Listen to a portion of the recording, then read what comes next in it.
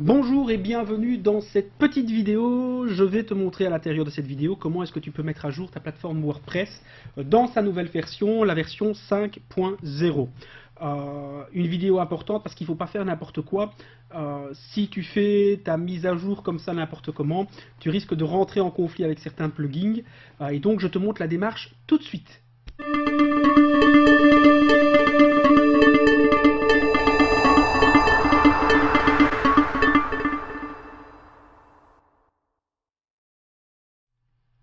Alors, pour faire cette mise à jour, on va tout simplement aller sur mon site WordPress. Et donc voilà, j'ai pour le moment une version WordPress en 4.9.9 et je vais la mettre à jour en 5.0.1.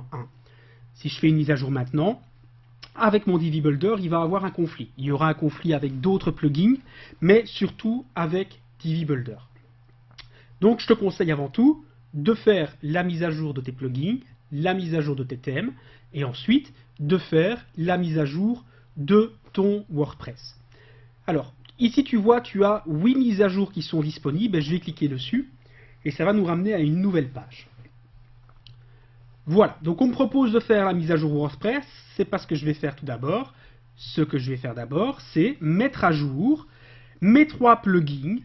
Donc je vais cliquer sur tout sélectionner, et je vais cliquer sur mettre à jour les extensions, et je vais laisser mon navigateur travailler.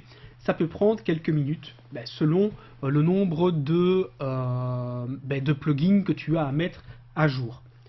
Pour les personnes qui ont acheté un site chez la BLF Academy, votre clé d'authentification Divi est périmée.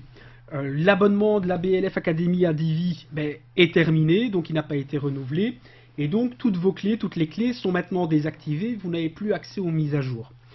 Si vous êtes dans ce cas, venez me voir, je vous enverrai une clé Divi générée à partir de mon compte. C'est une clé qui est illimitée dans le temps. Ça coûte plus cher au niveau de l'investissement, mais au moins il n'y a pas de problème.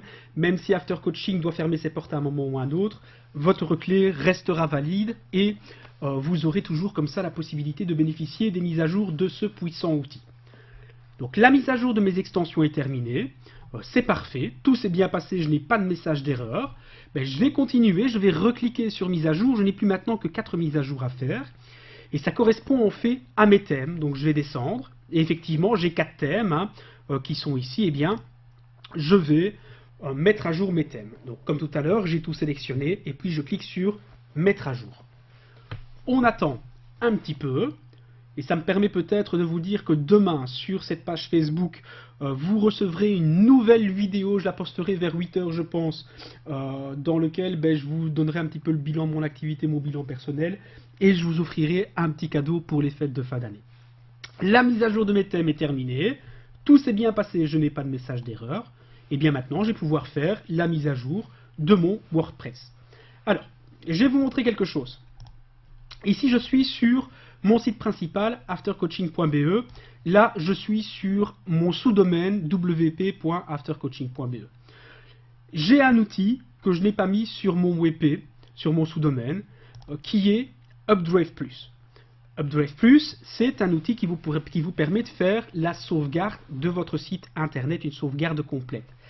Ça vous permet, quand vous avez un problème, si une mise à jour se passe mal, voire même si on vous pirate votre compte, votre site et qu'on vous efface tout votre serveur FTP, mais c'est pas grave, vous réinstallez WordPress et vous allez rechercher une sauvegarde d'Updraft+, et vous pouvez la réintégrer, la réinsérer et ça vous remet votre site à l'état. Donc avant de faire la mise à jour WordPress, pour éviter qu'il n'y ait des soucis, moi je vous conseille d'aller dans Updraft+, de cliquer sur sauvegarder, restaurer, et de cliquer ici sur le bouton sauvegarder.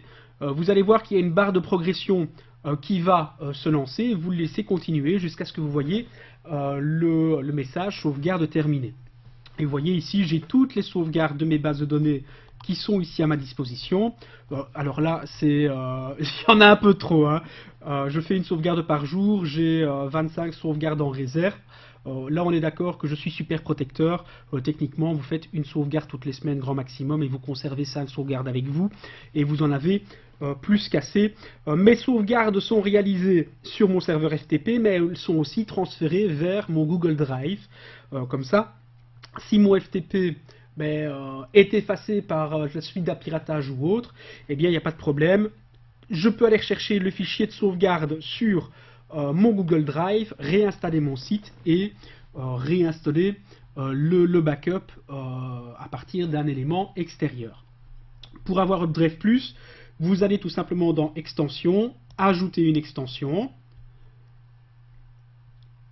Vous allez chercher ici Updrive Plus. Il va s'afficher. Vous cliquez ici sur Installer. Une fois qu'il est installé, vous cliquez sur Activer. Et comme ça, vous avez la petite icône ici qui vous permet de sauvegarder votre site, de faire un backup. Voilà qui est en ordre. Donc, une fois que j'ai sauvegardé mon site, une fois que j'ai fait mon backup, eh bien, je peux revenir sur mon tableau de bord.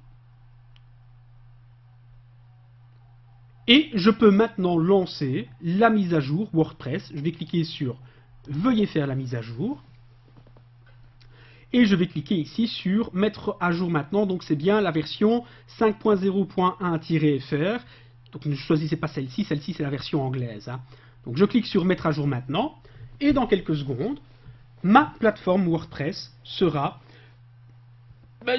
upgradée, elle sera updatée.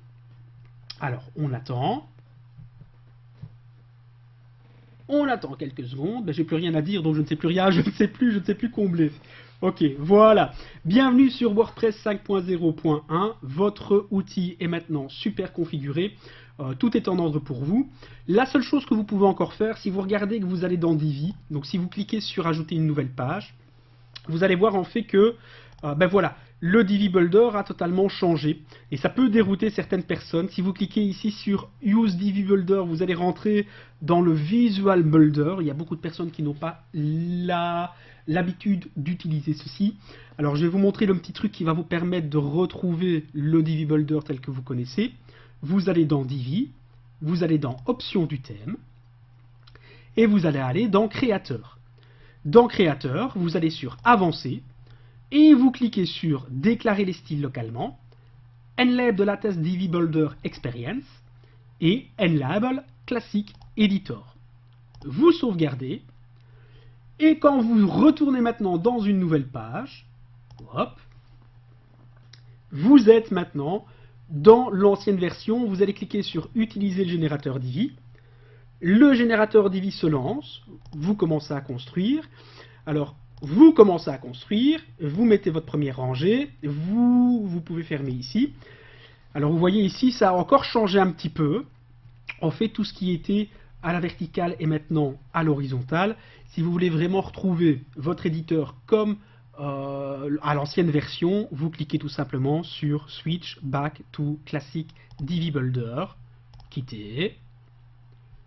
Et voilà, vous vous retrouvez en terrain connu. Alors je voulais aussi te montrer, pour les personnes qui ont besoin justement d'une clé Divi, quand je t'aurai donné la clé Divi, voilà où est-ce que tu dois aller pour pouvoir l'activer. Donc tu reviens dans le menu Divi, tu vas toujours dans Options du thème. Ouais, je vais quitter, ici j'en ai plus besoin. Et alors cette fois-ci, tu vas aller ici dans Update. Dans le nom d'utilisateur, tu noteras en un mot After Coaching avec une majuscule sur le A et une majuscule sur le C. Et tu colleras la clé API que je t'aurai donnée pour pouvoir obtenir les mises à jour. Tu cliques sur sauvegarder les changements et tu attends quelques minutes pour que cette clé soit enregistrée, que les données soient envoyées au serveur d'Elegantheme. Et puis au bout de quelques minutes, tu pourras faire ta mise à jour Divi. Voilà qui termine cette petite vidéo. On se retrouve demain, je dirais vers 8 h. Je publierai une toute nouvelle vidéo dont je vous ai parlé tout à l'heure. Entre temps, prenez soin de vous. Ciao ciao à tutti.